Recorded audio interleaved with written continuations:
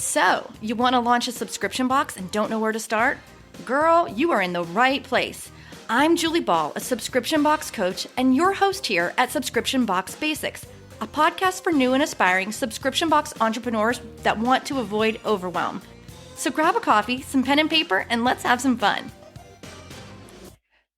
Hey everybody, Julie Ball here, your host and your subscription box business coach.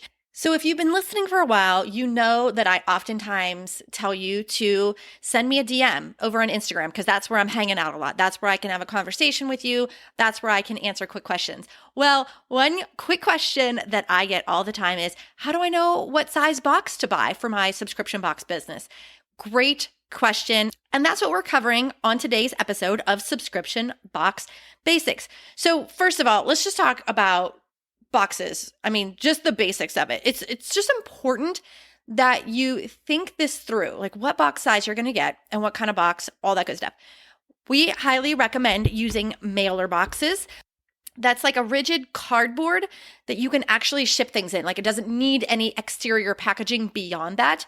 And the mailer boxes are that traditional one that open up on the top and they have those little tuck flaps. It's hard to explain, but hopefully you can visualize what I'm talking about. Think about like what a pizza box looks like, how you open it up and it has the little tuck flaps, but in different sizes for your subscription box. So that's the type of box that we're talking about today, like the traditional tuck mailer, tuck flap mailer, ear flap mailer, ear mail. There's all kinds of different names that people call it, but that's the traditional subscription box that we're talking about. So when you're thinking about what size to get, it can impact so many things. And that's why it's important to talk about. It can impact your budget, the raw costs of the actual box itself. It can impact the pricing to ship it. It can impact the branding, like how you are going to stand out from the rest of the mail. And it can ultimately impact the entire customer experience. So that's why I felt like it was important enough to have an entire episode on this topic. So there's so much to unpack here, but I'm going to try to make it super simple. Grab a pen and paper. I'm going to tell you some of the most common sizes of mailer boxes that I see out there and my students are using. 7 by 5 by 3, and these are all in inches. 8 by 8 by 4. 9 by 6 by 3, which is the size of the Sparkle Hustle Grow box, my subscription box, and it almost looks like the size of a yoga block. 10 by 8 by 4, and 12 by 9 by 3. So again, those are the most common sizes that I see in the subscription box industry, as well as in my boot campers who are running their own small business subscription box.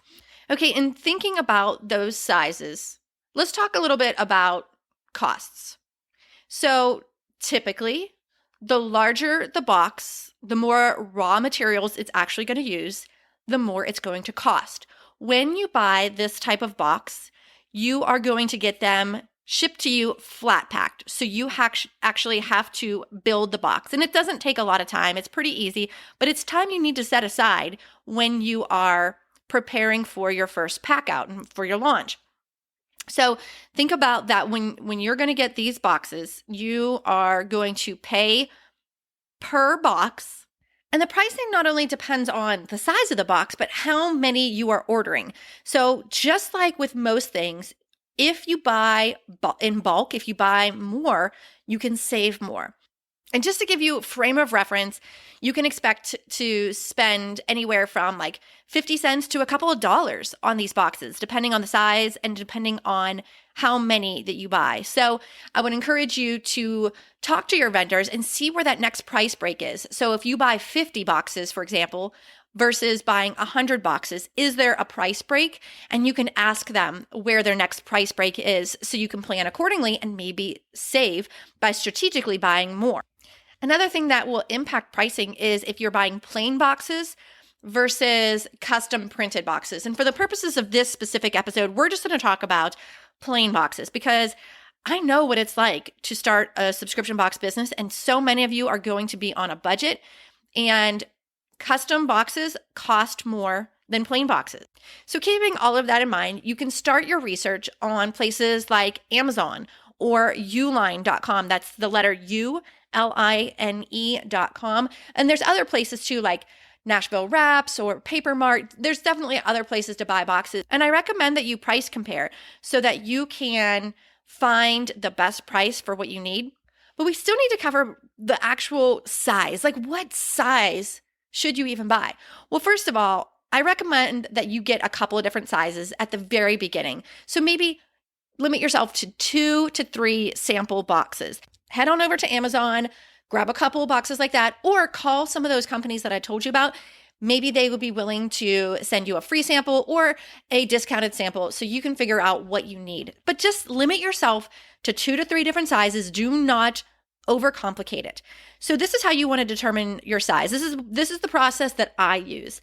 Figure out what is your hero product, and that is going to be the product each month that's likely going to be give the most wow factor. And it might also be the biggest product in your box, like physically the biggest product. And I'll give you a quick example. In Sparkle Hustle Grow, the hero product for our box is the book. Every single month, we include a personal development or business training book. Now, I did a lot of research before I determined the box size, but the majority of the books that I was reading and that I wanted to include in future boxes were about 5.5 by 8.5. So it just made sense to use a 6 by 9 by 3 inch box because I knew that the majority of the books that I would want to include would fit within that box. Now, have I had to pass up on some books that didn't fit? Yes. That's a discipline that you have to have. When you choose your box size, there may be products that don't fit. And that's okay. You need to make decisions based off of that you're running a business, not a hobby. Okay. So these have to be profit driven. They have to be mindful of the dollars and cents. So figure out first, like, what is physically going to be the biggest product that you feel like you're going to put in most boxes. And that's going to give you a really great starting point. Now, you also need to think about how many products are you going to put in there. And this is where you want to do a mock-up. Like, grab a couple of those products, including that hero product, the biggest product, and a few of the other items, and mock up a few ideas of what a typical box might look like. You want to also think about, will you need additional packaging? For example, are you shipping anything that's fragile? If so, you will probably need to factor in space for bubble wrap. And what about crinkle cut? Do you need crinkle cut to keep things in place? And here's the thing, guys. You don't want to get this huge box where you're going to have to fill it up with tons of filler like crinkle cut. That's not going to be a good experience. You want to deliver a box that feels full of product. So keep that in mind as well. So now, after you mock up a few of those, put them in 2 to 3 different size boxes and see what it looks like. Go ahead and add some crinkle cut. Go ahead, add any other filler that you think you're going to need, and take a step back and look at that. Like, what feels good? Which looks better? Which feels full and not just like filled with crinkle cut? What actually feels good for the product? And my biggest tip here is to get the smallest sized box that allows you to fulfill your mission, that allows you to put the number of products and especially that hero product in the box. So you've mocked up a couple boxes, you've narrowed it down to a couple different sizes. Now I want you to think about postage. Postage can get outrageously expensive if you don't strategically plan. Here in the United States, we recommend Pirate Ship for buying your postage. It is the place where we have found the best pricing. We love their customer service. It integrates with so many of the cart softwares. It is 5 stars. So if you go to pirateship.com/rates, you can type in the different box sizes and it is going to give you an estimate. Now, keep in mind though, if you use USPS, United States Postal Service, cubic rate shipping, it not only takes into account the size of your box, but also the length of transit. So just grab a couple of zip codes, maybe one in California, one in Florida, one in Maine, maybe one in Washington, and then one in the middle of the country. have a handful of zip codes that you can just type in and see how the pricing of the postage is impacted based off of how long it needs to travel and the size of it. And then use all of that information to make a really good decision about what size box you use. Now, here's the good news. If you're buying plain boxes and you are going to dress it up with a branded sticker or some custom packing tape, which I'll talk about that on another podcast episode. But if you are using plain boxes, have no fear. If you need to switch it up, it's super simple. If you need to buy a bigger box one month, that's fine. You can do that. Just plan ahead. Know how postage is going to be impacted with a larger box. Know how the raw cost of the actual box itself, how that's going to be impacted.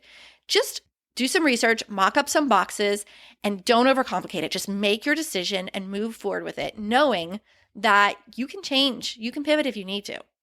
Okay, let's recap what we talked about in this episode. We are talking about mailer boxes, those rigid cardboard boxes that you pack all your goodies in, slap a label, and ship off without any exterior packaging. It's super important to choose the right box size because it'll impact your postage, it'll impact the cost of the product, and it can impact the experience. We talked about some common sizes, about how to determine your box size, and I gave you some tips to help you through it, to mock up your box with multiple sizes, to discipline yourself to make decisions based off of the fact that this is a business, not a hobby. And lastly, don't overthink it. Be strategic, be resourceful, but don't overthink it. You can check the show notes for links to the pirate ship rate calculator, as well as some of the other vendors I mentioned. Hopefully this was helpful, especially if you're in the idea stage or the pre-launch stage and you're trying to figure out what the heck size box you're going to use. You can definitely get in those decision paralysis modes. And I'm telling you, don't overthink it. Use this information that I shared with you in today's podcast and continue to move forward. Progress over perfection. If this podcast or other episodes have been helpful for you, please subscribe, rate, and review. It would make me so happy. I'm sending you so much gratitude in advance for your reviews. It helps this podcast get in front of other people just like you who have this big dream of starting a subscription box business, but just don't know where to start. So subscribe, rate, and review, and we'll see you in the next episode.